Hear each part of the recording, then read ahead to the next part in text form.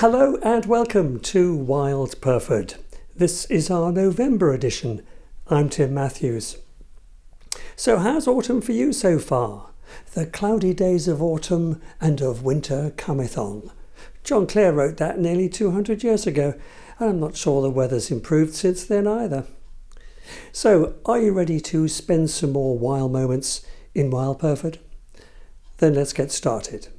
We'll be travelling back 600 years at least when we visit Perford's ancient woodlands, courtesy of Joy Sashak's rewilding project. So, as autumn gathers up her skirts in readiness for colder times, we begin this November edition by visiting someone who's keen to develop a natural pond in her garden. Back in August, the sun was beating down when we met Louisa Bergman as she put the finishing touches to her avocado bath. And look out for an old friend who turns up unexpectedly. I wanted to build a natural pond for a long time, and we tried a few different things. We tried an old washing up bowl, but loads of leaves kept falling in it and it didn't really work because it was too shallow. So we looked into it, and I didn't really want to buy a plastic lined shape from the garden centre, so I didn't really want to use all that plastic. So when we changed our bathroom, we've used a 1960s old bath, and it was just the perfect vessel for our pond. So to keep the water clean, I really didn't want to get an electrical pump because that sort of defied the goal of actually having a natural pond. So to run something off electric mains all the time seems to be a bit wasteful. So I looked into getting plants from the garden centre, but some of those are more for ornamental ponds with fish in them. And actually someone from our West Byfleet gardening group, she let me know, she gave me some good advice and said actually to get local pondweed was best. So I managed to get some lovely pondweed, and here it is, and it's doing really well. I have no idea what it is, but it seems to be keeping the water really clear. And if it gets too much, I'm just going to take out a little bit of pondweed and make sure it doesn't cover the surface.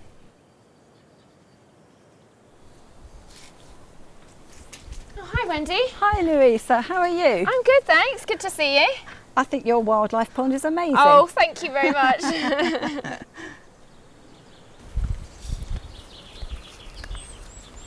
I understand you've got a pond yourself. Have you got any advice that you can give me? Well, I think you're doing a really good job already. I really like your different heights for creatures to come out in case they fall in, which is brilliant. Wendy, have you seen these? I don't know if they're tadpoles or... They're mosquito larvae. Okay, so hopefully will something come along and eat those? Yeah, definitely. Unless you get too many, you'll be absolutely fine. What else have you got in here? We've got quite a few hoverflies. Brilliant. I've seen a dragonfly come and take a drink. I think they eat mosquito larvae, don't they? Yeah, that's excellent. And I love your wild meadow.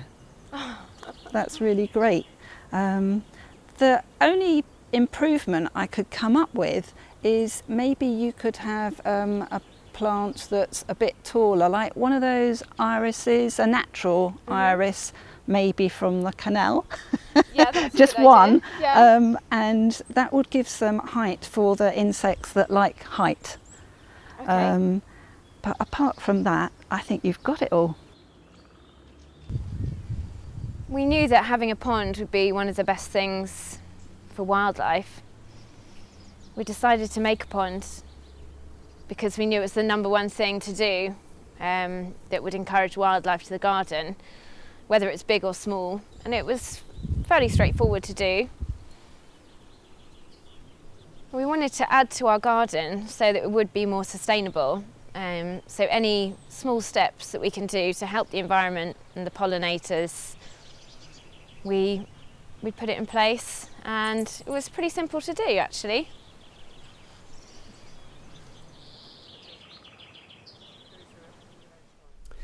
Louisa Louisa Bergman was giving us the lowdown on her natural pond with some helpful advice from Wendy Grimshaw. You're watching Wild Purford, a series of videos on conservation projects in and around our village. And now we return arguably Purford's most impressive rewilding project. Part of the Old Traditions Golf Club is now undergoing an organic facelift. It's being returned to its natural state as it might have been 600 years ago. The project is the brainchild of Joy and Akil Sashak. We visited them in our last programmes, and today we're returning again, this time to learn about Joy's plans for ancient woodland that's also part of their estate. Ancient woodland, the definition for ancient woodland is that there are trees there pre-1600s. That means that they were here naturally. We didn't start planting trees until post-1600s. And what we're looking at here is woodland that's been here pre-1600. So it's a pretty special environment. It's very, very old. These trees are very old. There are some exceptional specimens over there. What are the plans for this part of the estate then? Well, so to maintain what we've got here, we know that we have a diverted watercourse that's come through that shouldn't be here, that we will have to, water doesn't lie, so it finds its own level, and we will have to allow it to drain out into the lower areas of the land. So we'll be doing some digging there. I don't actually know how we're going to do that because we can't bring diggers into here. We have Himalayan balsam that we will have to get rid of, and we have rhododendrons which we will have to get rid of. But apart from that, apart from getting rid of invasive species and helping the water, which shouldn't have been directed into here, directed out, is really just maintaining them. So Joy, before you took this on, did you have any idea of the different levels of management or what this would actually involve, this project? Yeah, I suppose my vision is to do it with as much light touch as we can get away with. And you know, time will tell. We may make mistakes. I hope we won't. I mean, we'll never cut down 1,000-year-old tree. You don't replicate that. I mean, you don't replicate a 100-year-old tree, but you certainly don't replicate a 1,000-year-old tree. And the reason that I don't want rhododendrons here is rhododendrons poison the ground. They poison the ground for at least 7 years. And we're going to have to get rid of them. Himalayan balsam takes over. You see it everywhere. So it's removing the stuff that shouldn't be here, the invasive stuff, but also I guess watching and listening to what nature is telling you about how it wants this landscape to ultimately look. Yeah, no, absolutely. And we'll look at the wildlife that manages to thrive here to see what we're doing right. Certainly on an ancient woodland floor, you see multiple plants going on, and the more that we've got of multiple plants, the ferns, the ground cover, the happier I'll be. And looking forward to, say, 10 years' time or 15 years' time, what is the ultimate goal for this project? 10, 15 years' time, I'm hoping that I'm going to look at trees that are thriving, a ground that looks like it's healthy, that's covered with many, many species. I'm hoping that there are going to be more tawny owls. I'm hoping there are going to be all the woodpeckers that we've seen this year. I'm hoping to have learnt about more birds that are coming. I'm hoping to be able to recognise what that noise is, for instance. I certainly hope that we will have redirected the water that shouldn't be here. That's really my vision.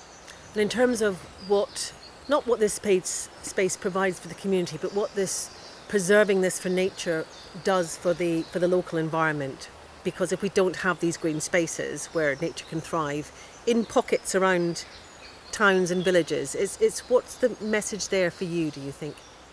Yeah, I mean, if there isn't this large space for deer to live, or for birds to live in, certainly the kites that we've seen coming, if there's no space for them, they don't exist. If we think that Surrey doesn't have water voles, and I might have, then I think that's something that must be really important. We know we have badgers. Badgers are going down. You know, if we get rid of these environments, animals don't exist anymore. Bees don't exist, then, you know, I'm sorry, then we don't exist. It's that simple. Carol was talking to Joy Sashak amidst the ancient oaks. Well, there we are. Another edition of Wild Perford scurries off to hide among the autumn's leaves. I hope you found our November edition interesting. In December, it'll be a muddy excursion because we go digging, so don't forget your Wellingtons. But that's for next time. If you'd like to make sure you don't miss any of our videos, please press the subscribe button somewhere on the screen. A special thanks to Carol Mitchell and of course to all our contributors this month. If you're engaged on a conservation project in Perford or any of the surrounding villages, then we'd love to hear from you. Email us at wildperford@gmail.com or visit our website www.wildperford.com. So, until next time, I'm Tim Matthews and this is Wild Perford.